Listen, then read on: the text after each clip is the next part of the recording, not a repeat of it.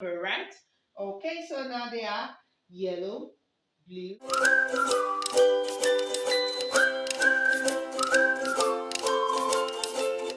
Hello! Welcome back to Blue Bloom's Art World channel. I'm super excited to have you here today. You sure do know what we do on this session, right? Yes, we talk art. We talk art. My name is Okpeyemi Richardson Owebo, and I'm super excited to have you here again.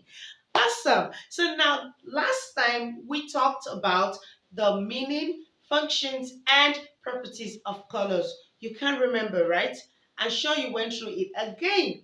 Okay, so now today we'll be talking about the classes of colors. Remember I mentioned it last time that we'll be talking after the meaning, the functions, and properties of colors. We will be talking about the classes of colors. You wonder, right? Yes. Okay, so now colors have classes. Now remember we have different types of colors. We have red, we have blue, yellow, green, orange, purple, and so on. Now these types of colors are grouped into different classes based on the theory and study of color. Now, these classes of colors are well understood and known using the color wheel. So I bet you're asking what color wheel is, right? What is a color wheel, right? Okay, so now a color wheel is a wheel diagram. You know exactly what I have here, but we have different types actually.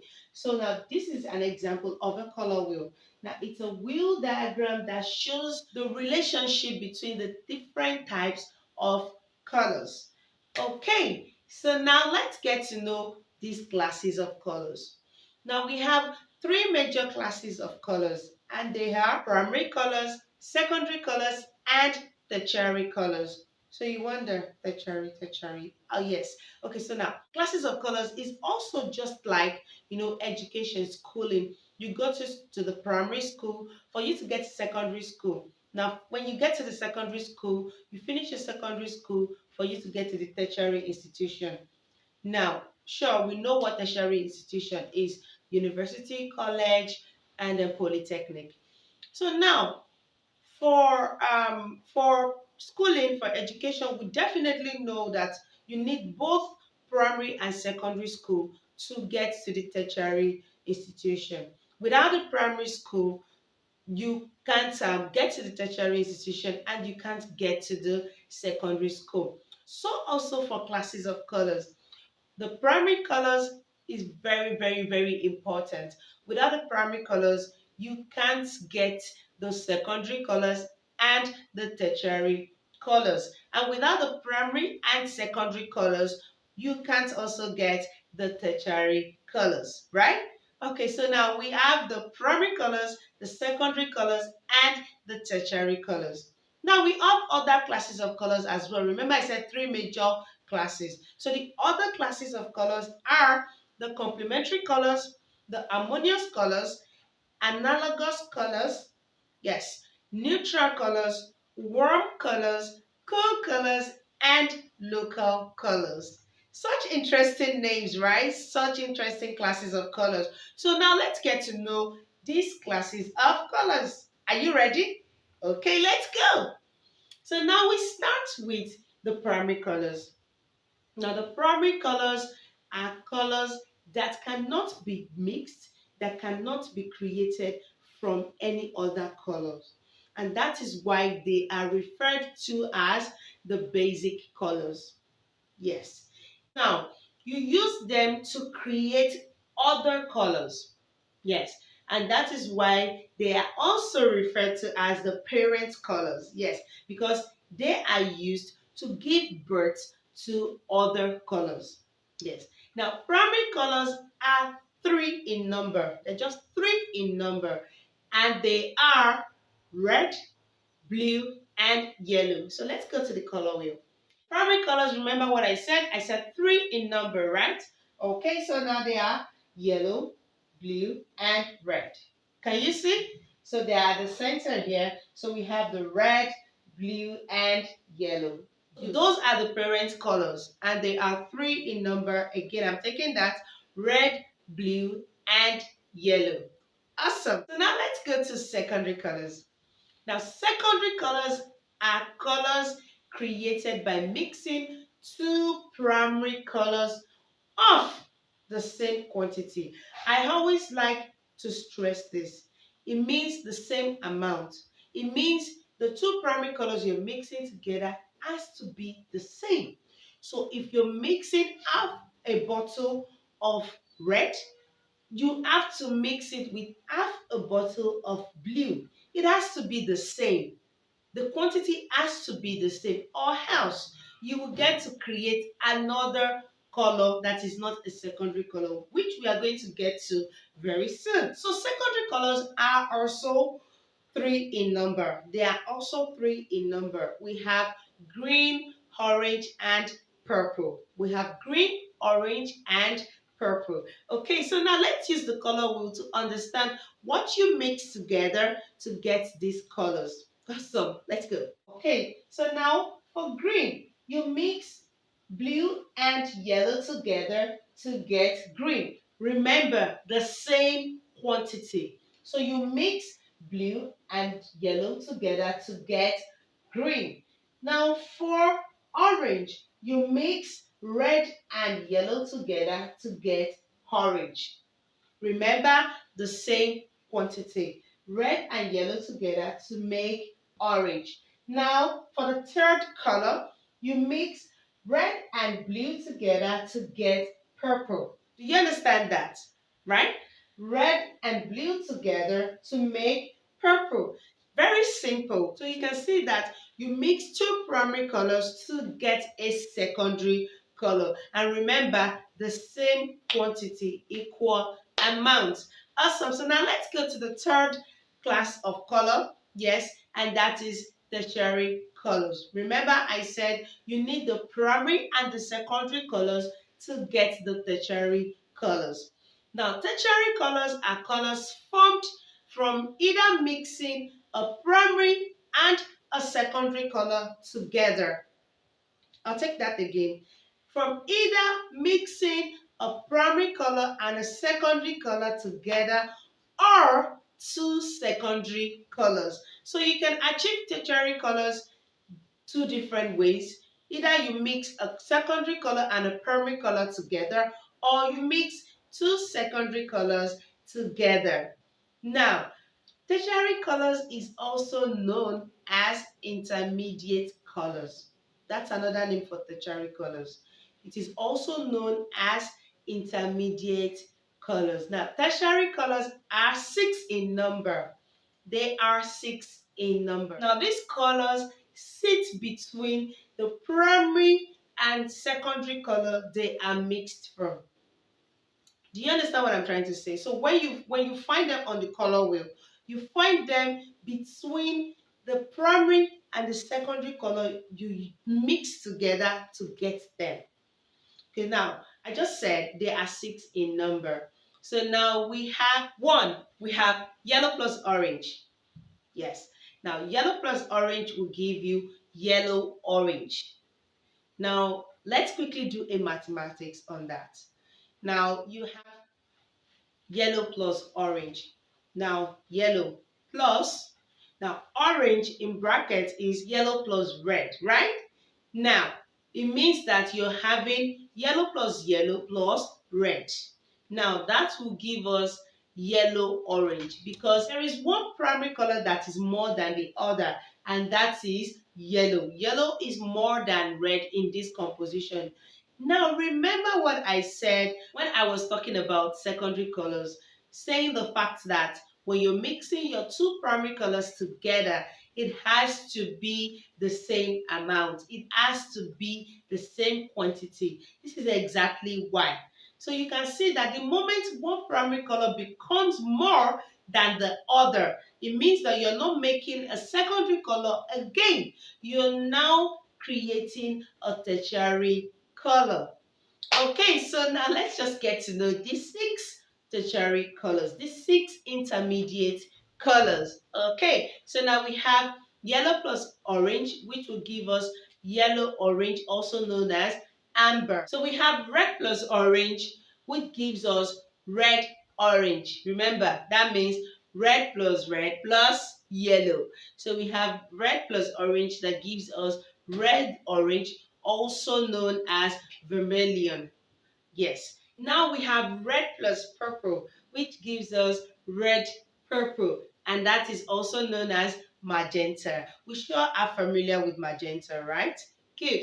So now we have blue plus purple, which gives us blue purple, and also known as violet. Now we have blue plus green, which gives us blue green, also known as teal. Yes, also known as teal. That is why when you see that teal color, it's always looking as if you're torn between, am I seeing blue? Am I seeing green? What color am I seeing? Yes, it happens because you have more blue than yellow. So it's blue plus yellow. So you tend to be like you see more of the blue. So you're torn between if it is or a green color or a blue. Awesome. So now let's go to the last tertiary colors, which is the yellow plus green. And that gives us yellow green. And we also call it spring green. Yes, spring green. Now, all this amber, all this teal, spring green, magenta. Now, all these colors are names these colors, these tertiary colors are attributed to. So now the original names are the red orange, the yellow green, the blue purple. Those are the natural and original names. But we have objects that have a look of these colors. So for example, you have peach. Now peach is a light orange. So when you see the peach fruit, you're like, oh, the color is the same. So it's attributed to that object. Now, orange that we drink, when you see the orange color, it's the same as the orange. So we call it, so the orange is attributed to it. Now, another one is, which is actually not very common, is burgundy. Now, burgundy, a lot of times people are like, oh, what is burgundy? What is burgundy? Now, burgundy simply means dark red. It's a type of red. Now, but the name is attributed to it because of an object that takes that has that color, that takes that color. So, but the original name for it is actually dark red. So I'll give a last example for this, which is indigo. A lot of times when people hear indigo, they actually don't even know what indigo is. And one thing that actually has put indigo out there is the rainbow.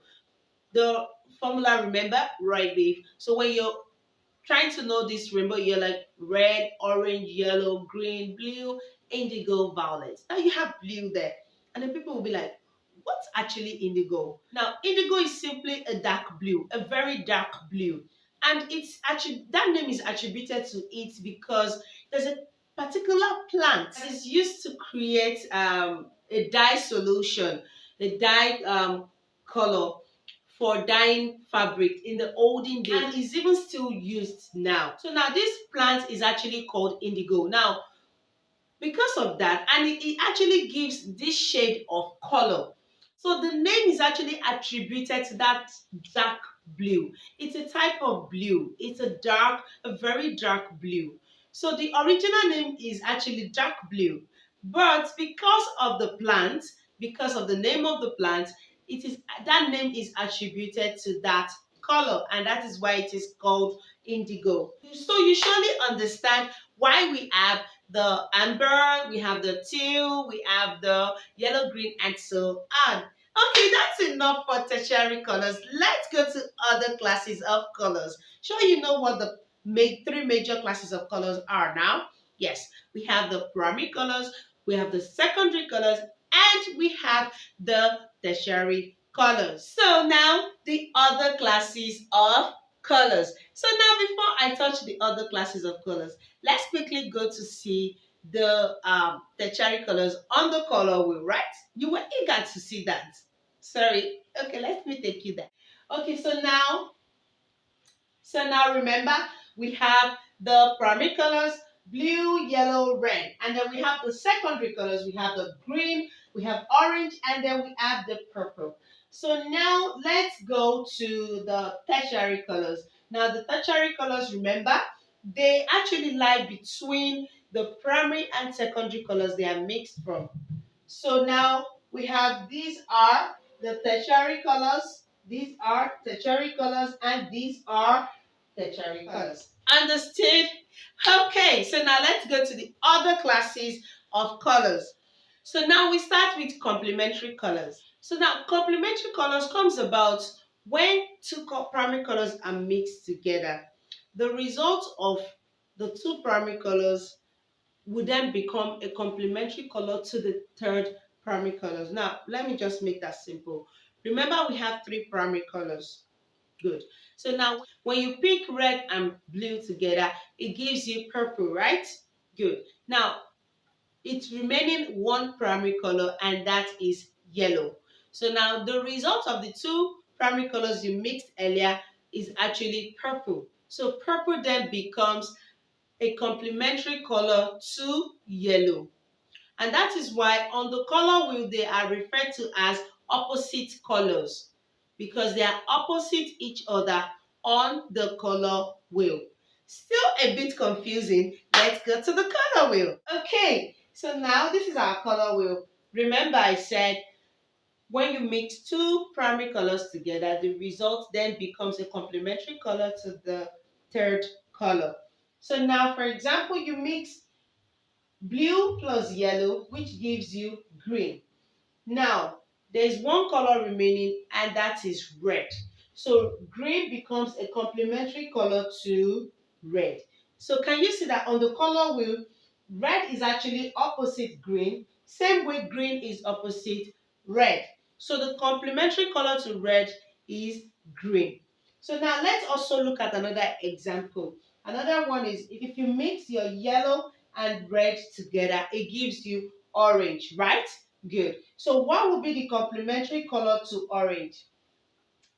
Good. Did I hear you say blue? Yes. So the color opposite orange would definitely be blue.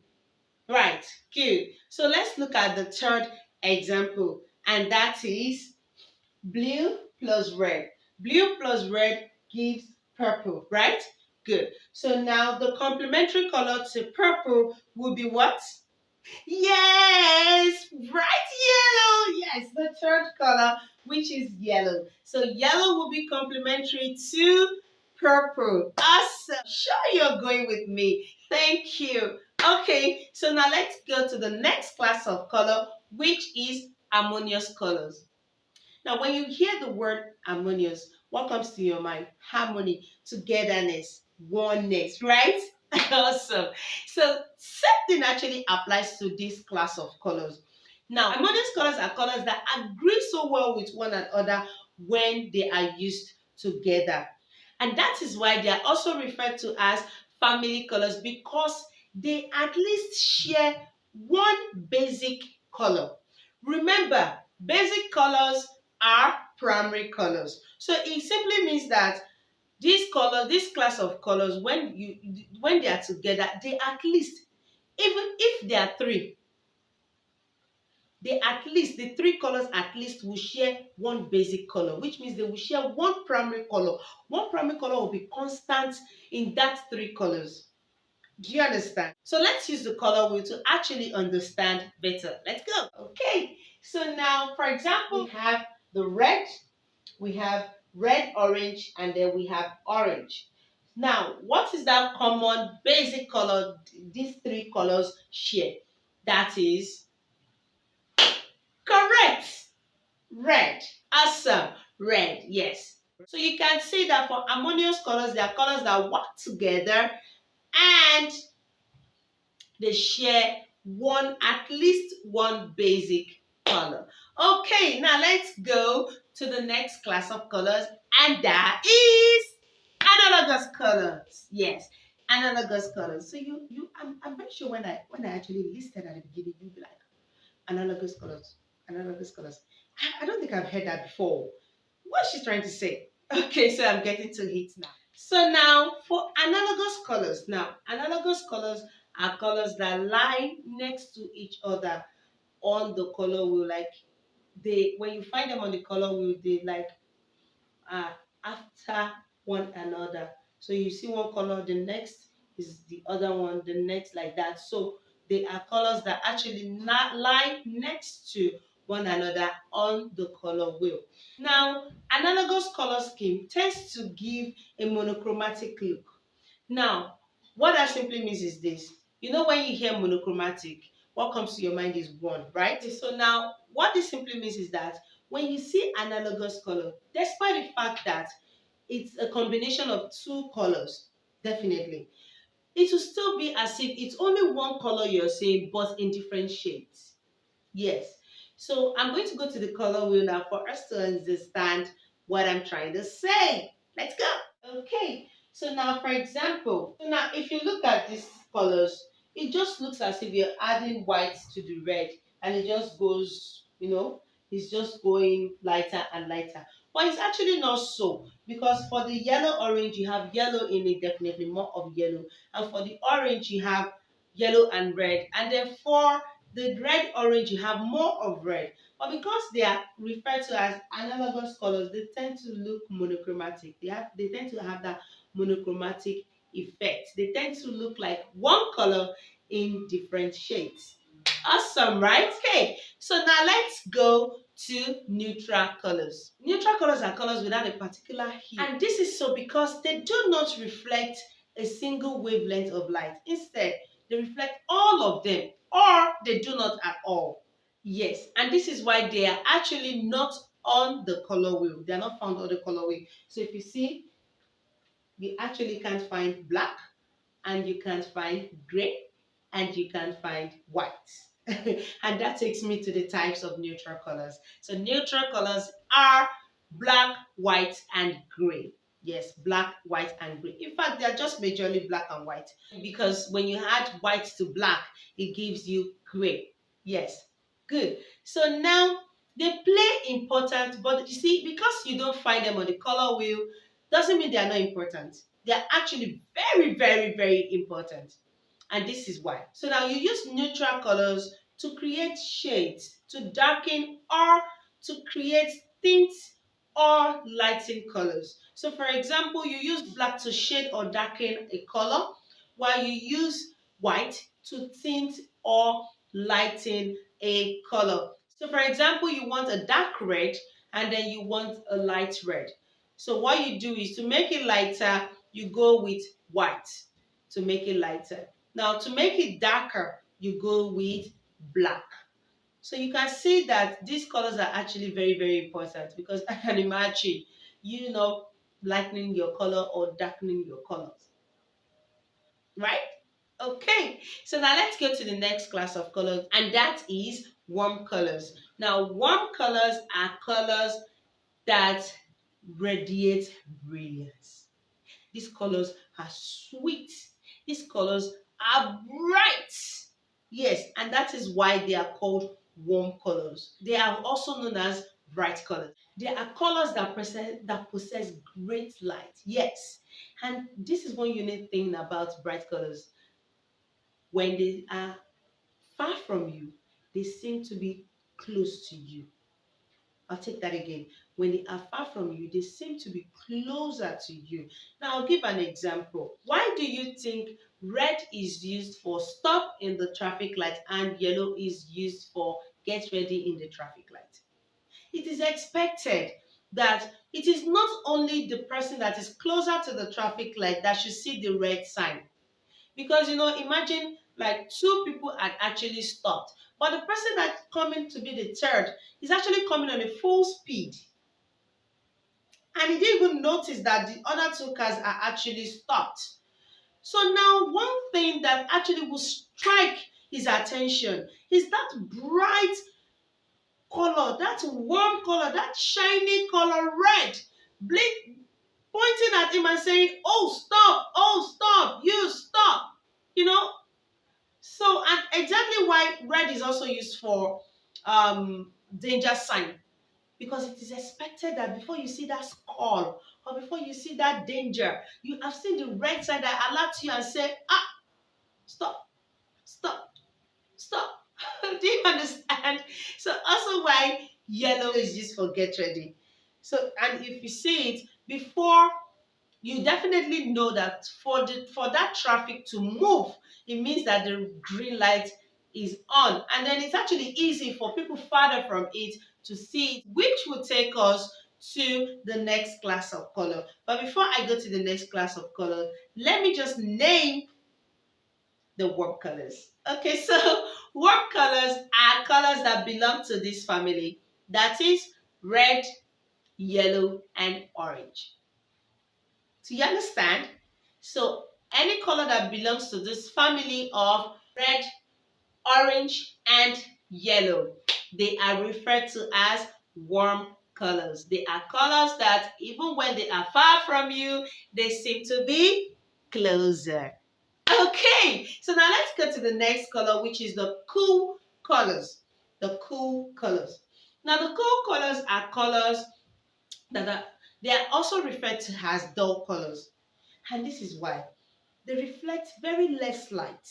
They are not as brilliant and shining and all over the place like warm colors. And they have a lot of blue in them. This family has a lot of blue. This family of colors has a lot of blue. And when they are closer to you, in fact, they seem to be farther. Yes, they seem to be farther. And that is why, like I used the traffic light the other time.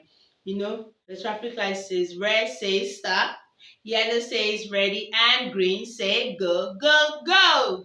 Yes. So, like I said earlier, for the warm colors, you see the red, you see them. Why? Because they are bright. So even when you're far from the traffic light, you can still catch a glimpse of the red light. You can still catch a glimpse of the yellow light. But now when it comes to the green light, you need to be really close to the traffic light to know that the green light is actually on. So a lot of times, if you're really far from it, you tend to see, just follow the fact that cars are moving already. Do you understand? So cool colors are colors that even when they are closer to you, they seem to be farther. They seem to be far from you. Awesome. So cool colors are blue, green, and purple. So any color that belongs to the family of blue, green, and purple are referred to as cool colors, also known as dull colors. So you're so happy to know these classes of colors, right? Awesome. In fact, I'm enjoying our discussion too. Okay, so now let's go to the last class of color, and that is local colors. So I'm very sure you'll be like, oh, okay, she's been talking about all the classes of colors. But I bet you I actually don't understand this local color. Okay, so I'm going to actually clear that curiosity. So there are local colors. Yes, there are local colors now. And they're actually just very simple. They're very simple. Local colors are the natural colors of objects as they appear to the eyes in daylight. Do you understand? So during the day when there is light, the way these colors, the natural colors this object poses to your eyes, that color your eyes captures on those objects is called local colors. So for example, you have grass green. For example, you have green plant. You have blue sky. You have yellow sun, brown sand, those examples. And that is why, if you notice, when you tell children to draw and color, what they do is they use these local colors. They use the local colors because those are the natural colors they can actually see in these objects. When they see the sky, as far as they are concerned, they are seeing blue. The sky is blue, even if it's sunny. And that is why you tend to see them they draw that bright sun. Yes, on its own, but the sky is still going to be colored blue. Because as far as they are concerned, that natural color they are seeing is color blue. They don't understand that, oh, if the sun is so bright, then, the sky can actually be yellow. The sky can actually be, slightly. No, the natural color they can see is blue. So they make the sky blue. And that is why when you tell them to paint anything that has to do with a waterscape, what they do is they paint the whole water blue. Because as far as they are concerned, they don't understand the fact that, oh, the tree is reflecting in the water. So the water should be green in this part. The water should be this in this part. No, they just see that natural color and that is blue to them. Do you understand? So local colors are the natural colors of objects as they appear to the eyes in daylight.